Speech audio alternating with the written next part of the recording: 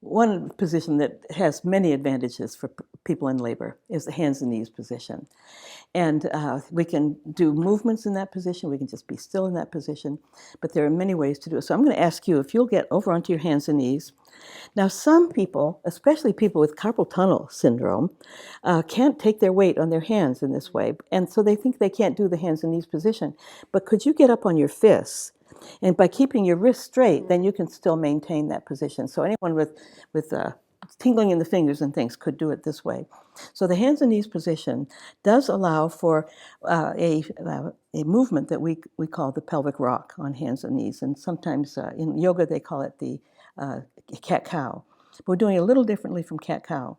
Now what I'm going to do is I'm going to put some pressure right here on the small of your back, because this is the area that we're trying to emphasize with this exercise.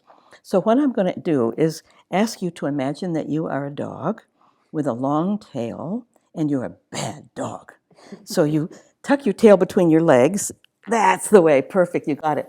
And can you feel a stretch in your low back here? Mm-hmm. That's what we're after in this exercise for the pregnant person.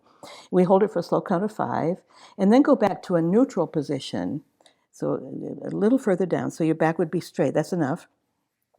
In cat-cow, of course, you would sag, but we're thinking that for pregnant people that aren't used to yoga, this would be a better way to do it. So can you try that one more time and try to really put the pressure on my hands? That's just perfect. Now, can you feel your abdominal muscles working? Mm-hmm. This is the safest exercise for the pregnant woman to exercise her abdominal muscles. Because this is an isometric exercise rather than a sit-up or something. And so we hold it for a slow count of 5 and then go back to neutral. And then the other thing is you should keep your breathing going. So you don't hold your breath when you do it. And I'm going to show one other thing that can happen with this. Because I have my baby, little dog-eared, and my pelvis, I want to show what you're doing with your pelvis, and so everyone can see it but you. But your pelvis sits in this position, sitting in your body this way.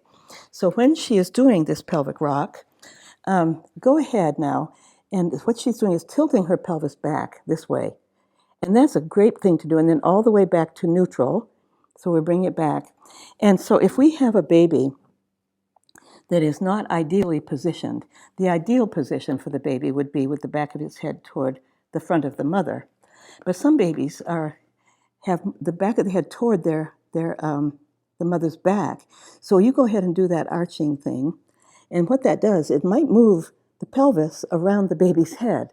And then gravity encourages the baby to come around. So it's a great one for back pain. It's a great one for slow labor.